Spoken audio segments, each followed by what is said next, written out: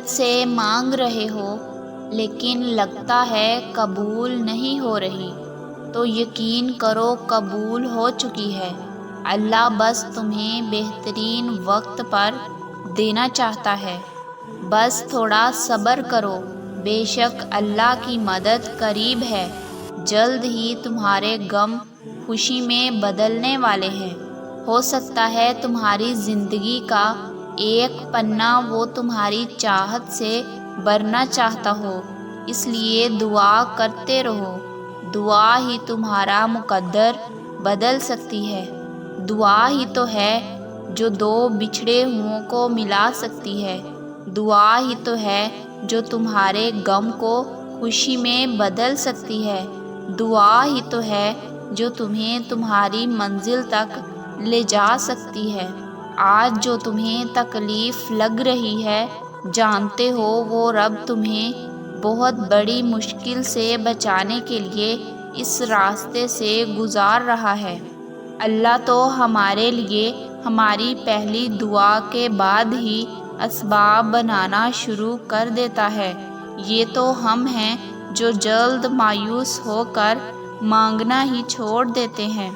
اگر نصیب کا لکھا ہی سب کچھ ہوتا تو اللہ تمہیں اپنی خواہش کو مانگنے کے لیے دعا کا رستہ کبھی نہ دکھاتا۔ صبر اور بندے کی تڑپ کبھی ضائع نہیں ہوتی۔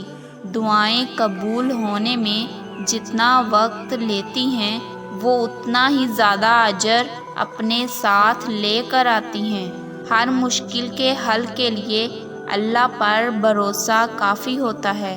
تم بس ہر پریشانی اللہ کو بتا کر بے فکر ہو جاؤ۔ اگر ایمان مضبوط ہو تو دعاؤں سے ہر چیز مل جایا کرتی ہے۔ کیا پتہ اللہ نے تمہاری من پسند چیز صرف آزمائش کے لیے تم سے دور کی ہو، اور اس انتظار کے بعد تمہارا مانگا ہوا ہی تمہارے نصیب کا حصہ ہو۔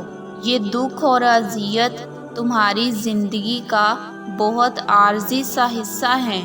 ابھی تمہیں یہ سب بے وجہ سا لگ رہا ہوگا، مگر اس آزمائش کے بعد اللہ تم تک ہر چیز واپس لے کر آئے گا۔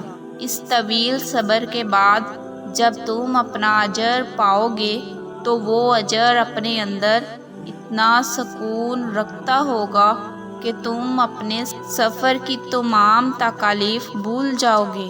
تمہارا صبر تمہیں ان مقامات تک پہنچا سکتا ہے جن کا تم گمان بھی نہیں کر سکتے۔ تو پھر یہ مت سوچو کہ کیا ہوگا، کب ملے گا، کیسے ہوگا۔ بس اللہ پر یقین رکھو اور سب اس پر چھوڑ دو۔